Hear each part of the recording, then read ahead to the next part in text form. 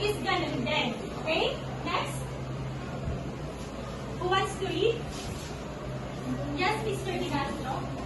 By about the 9th century BC, powerful rulers in the Near East again began to build empires. This included the lands of the Asian empires as well as many smaller kingdoms. Eventually, the entire Near East came under one rule. Yan yung sinasabi ko kanina, na marami bang empires ang sumabog sa lahat ng to, pero naging under lang sila ng one rule. And to start, we have the Assyrians. Okay? So, 7th ang Hebrews. After ng Hebrews, ang namuno naman sa Near East ay ang Assyrians.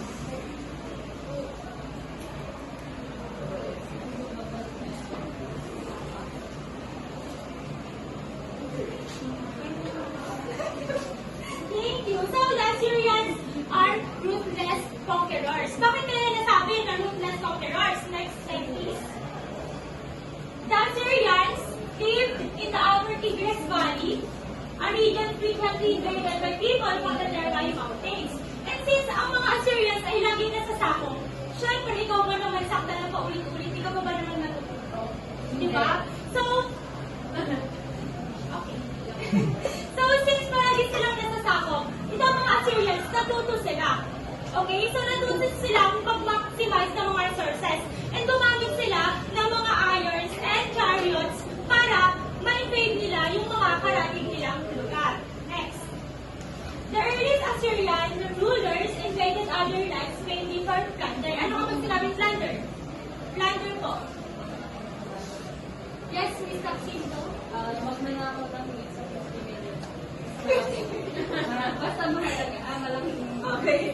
So, kapag thank you so much. Kapag sinabi natin plunder, pag nanakaw. Okay? So, nananakot sila nung una, nung simula, nananakot lang sila kasi yung isang lugar na sinasakot nila, maraming pagkain or goods and mga resources. Okay? Naintindihan po ba? And kapag nananakot sila, gumagamit sila ng dakas. Kasi nga, early Assyrians are ruthless conquerors. So, dakas talaga yung ginagamit nila. Like the Marco. Charot!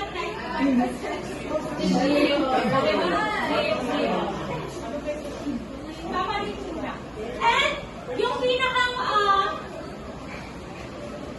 king sa Assyrians is si Tiglath-Pileser. Okay? So si Tiglath-Pileser, since mayabang na siya, kasi siya, marami na siyang lupang nasasakop. Ang sinasabi naman ni Tiglath-Pileser kapag meron silang nasasakop, sino pwedeng magbasa nito?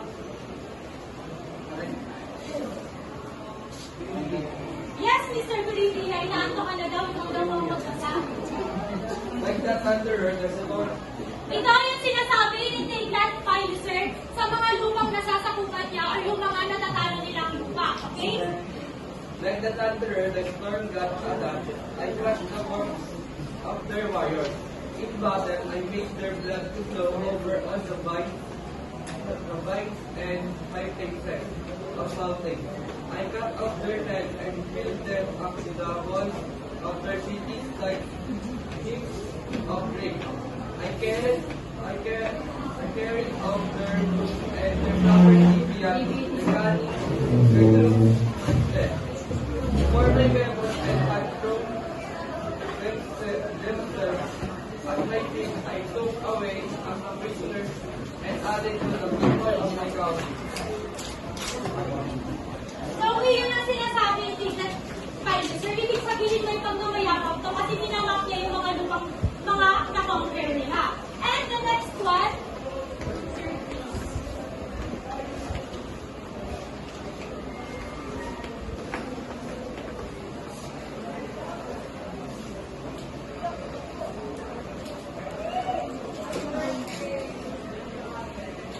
the Assyrian Empire is well organized. So, sa pagdaan ng panahon, ang mga Assyrian, parami ng parami yung mga lupang nasasakupan nila. Kasi nga, yung mga tao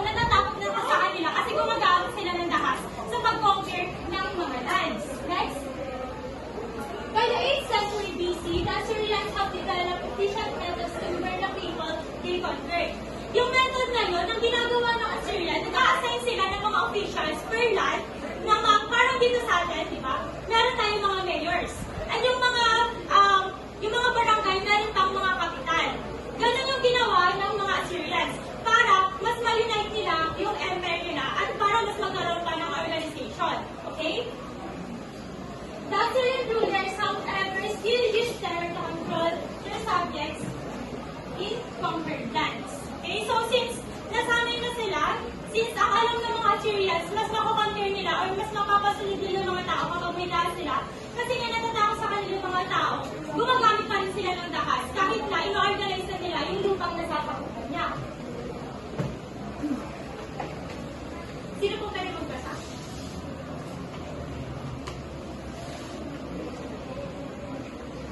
Tawag naman ako. Yes, please, magpantay. The Assyrian Empire reached its height about 660 BC during the reign of Sargon. So, after ni Tiglath-Pileser, ang sumunod naman sa kanya to rule the Assyrians is si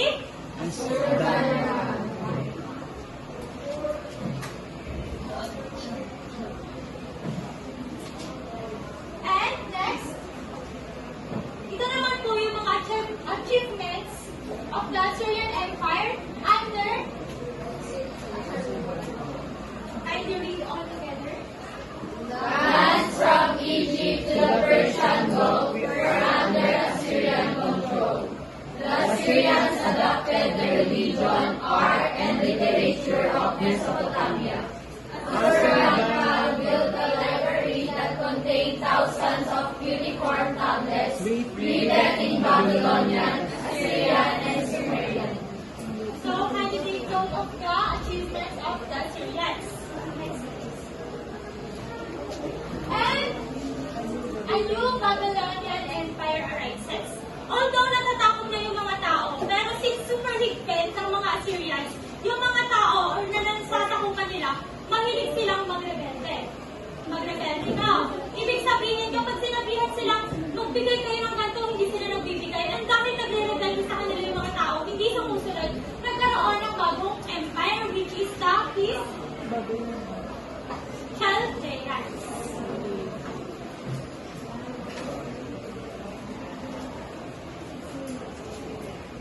Please read Miss Sitali. In 1612 BC, an alliance of Chaldeans from Babylon and Medes Persia overthrew the Assyrians and destroyed the city of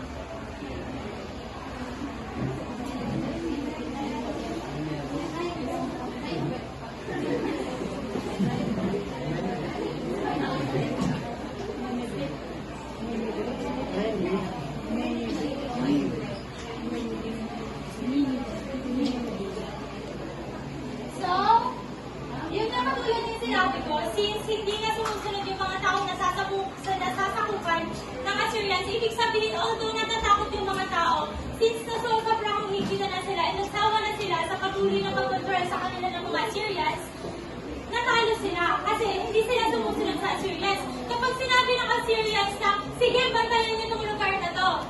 Sige, magbigay kayo ng buwis pang paganda ng mga buildings natin. Hindi sumusunod yung mga Assyrians. Kaya naman, pagdaan ng panahon, natalo ang mga Assyrians sa mga Chaldeans and conquered Babylon and Medes from Persia.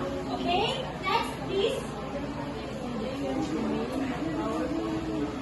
The Chaldeans remained powerful for several decades.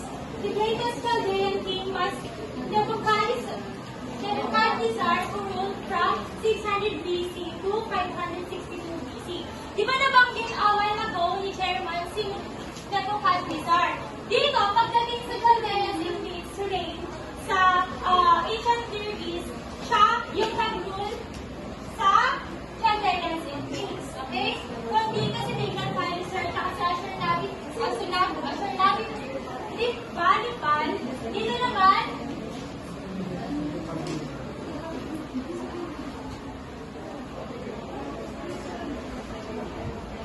next.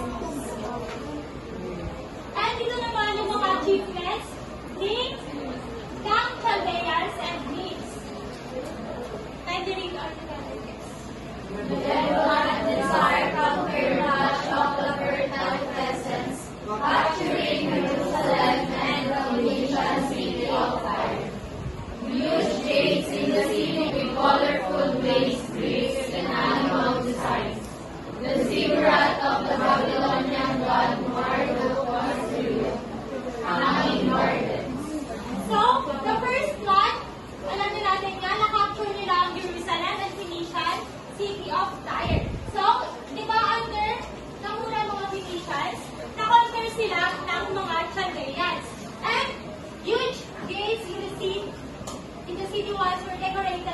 colorful Greeks and animal signs. So unlike the Assyrians, mas marami na katuparan Chaldeans.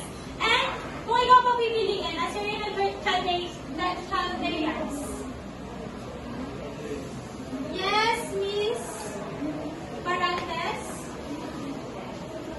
Kung pagpipili ako yung challenge, because mas maganda yung mga layawan para sa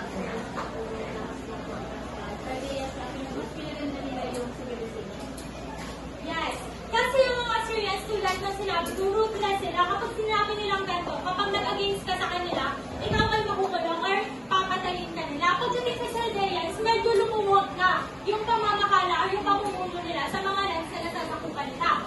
Tapos yung ziggurat na nabanggit ni Mr. Lopez kanina was rebuilt, mas napaganda pa. And ang hanging gardens. Ang hanging gardens, when it comes to our, to the Philippines, ito yung parang Manawi Rice Terraces. Okay? So, sa hanging gardens, Manawi Rice Terraces siya sa atin. Pero yung mga nakatanim is pure bulaklak. Okay? And yung hanging gardens is, pinagawa talaga siya para sa asawa ng king of Chaldeans sa si? Okay, naintindihan po ba? Sure. Next. Pero, kahit ginawa ng lahat, ng Chaldeans ang lahat, hindi pa rin sila yung nanatili hanggang sa akin. The second one is the Persian.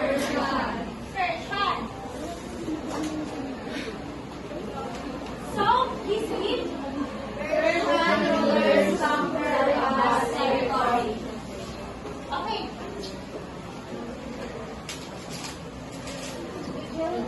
The Chaldean lands were soon threatened by the Persians, one of several Aryan peoples who had settled in the area east of Mesopotamia.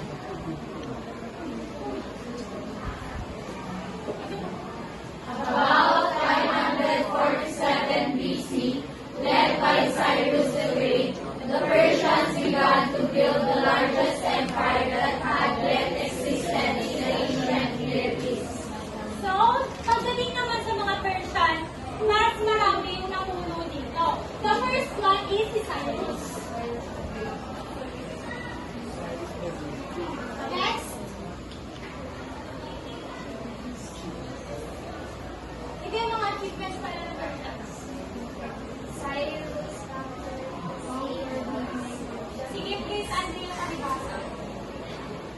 achievements of the Persians. Cyrus conquered the neighbors, the Greeks and the Chaldeans, and released the Hebrews from their captivity in Babylon. He then took over the rest of the Fertile Crescent and Asia Minor. His son brought Egypt into Babylon. Okay, so ito yung ginawa ni Cyrus. Para mas mapalaki pa yung land na nasasakupan ng mga Persian. And the next leader is si Darius. And ano naman ang ginawa ni Darius?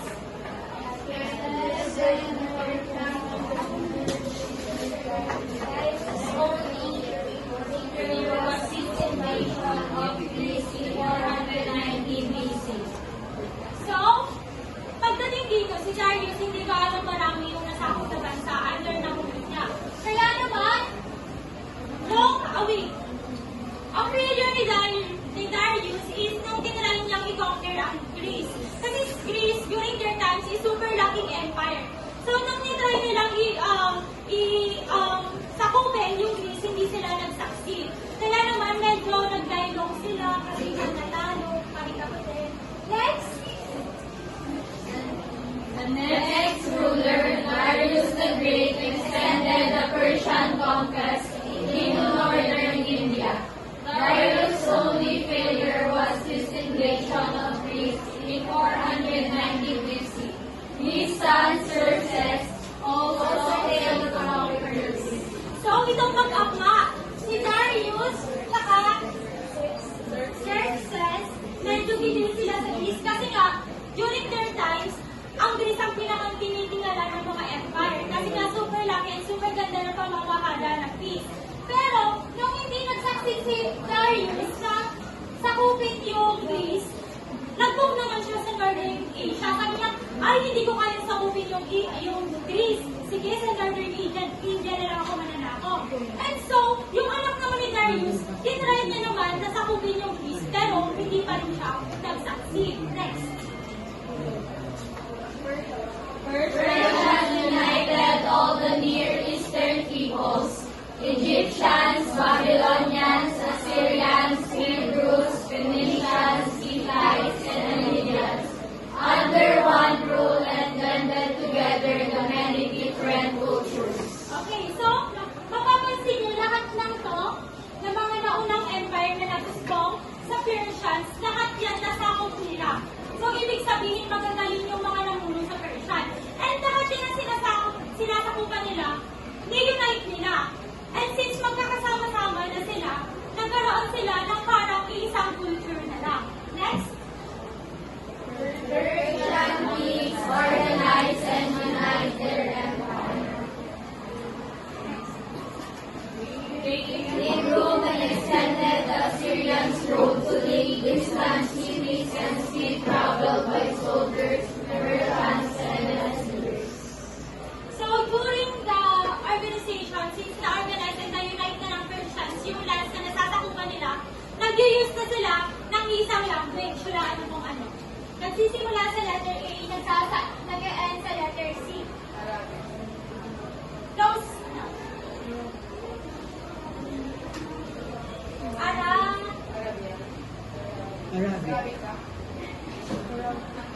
Okay? Sabi mo, Arabic. Pero during their time, sinatawag siya na Arabic. Okay? Pero ang tama na sinabi ni Miss Kimberly, ito yung language na ginagamit ng Persian. And during the pag-unite naman ng mga Persians, nag-build na din sila ng mga roads. Since marami yung nasasakupan nila, need nilang magkaroon na parang ginawa nilang barangay. Siyempre, mahirap naman na isang community yung sinasakupan mo, pero tatawid ka pa ng dagat para lang mapuntahan yung lugar na yun. So, gumawa sila ng mga daan. And then, dito, pagdating sa mga Persians naman, gumagamit na lang sila ng coins. And dito, nagtitimbang na din sila ng mga products and goods. Naintindihan po ba? Yes. Next. Ito po yung achievements of the Persian rulers. Sige na nga ating inyo. Achievements of the Persian rulers. Cyrus the Great set up the first Persian postal system using the ways of mounted messengers. Darius divided it into 20 provinces and appointed governors and supervisors. Ayun yung sinasabi ko kanina, nag-build sila ng mga roads. At pagdating naman kay Darius, ginawa niya din kung ano din yung ginawa ng mga Assyrians. Hinati-hati din nila yung lands nila into 20 provinces. And yung nag-assign din sila ng mamumuno. Yung mamumuno na yun, mamamolekta ng tax, and mag-build and mag-send ng mga rules and regulations, as well as magpapatupad ng batas doon sa province na sinusupervise nila. And yung tawag sa official na yun is yung eyes and ears of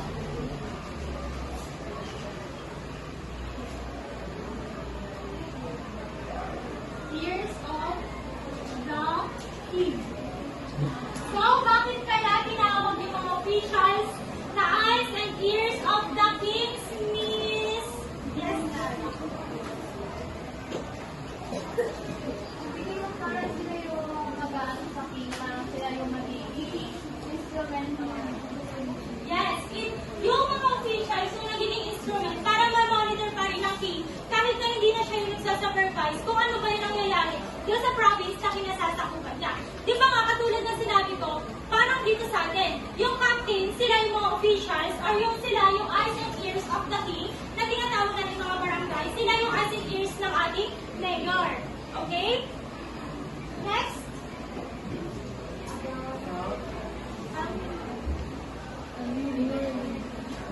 A new religion emerged among the Persians. So, a new religion emerges among the Persians. And let's see kung ano yun. About the 6th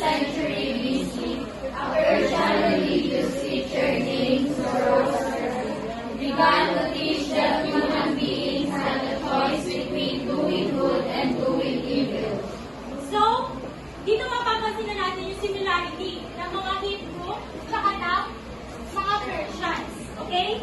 Nakikita po ba? Ano kaya yung misinatok? Ano po kaya yung similarities ng religion na nagusbong sa Zoroaster and sa Hebrews?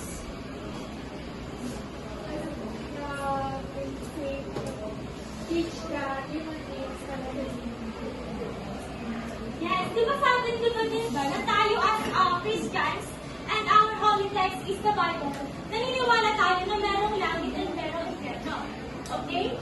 And next is, sabi ni Zoroaster, there are two forces why the world struggle. The first one is Ahura Mazda. Siya yung the wise Lord and was seen as the supreme God, standing for truth, goodness, and light. So, sino ni Ahura Mazda sa atin? God.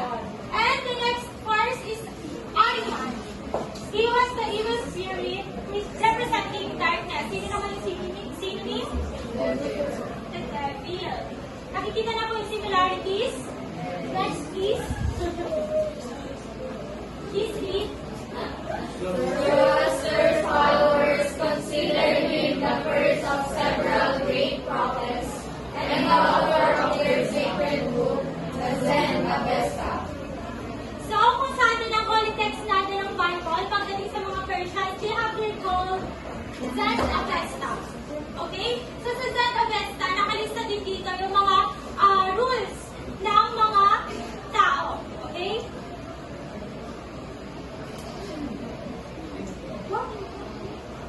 Yeah. The Persian kings made Zoroastrianism the official religion of the empire and it spread widely in the Near East. Okay, so last na po yan. Ibig sabihin, ang nagbugi sa lahat ng empire na to ay ang Persian!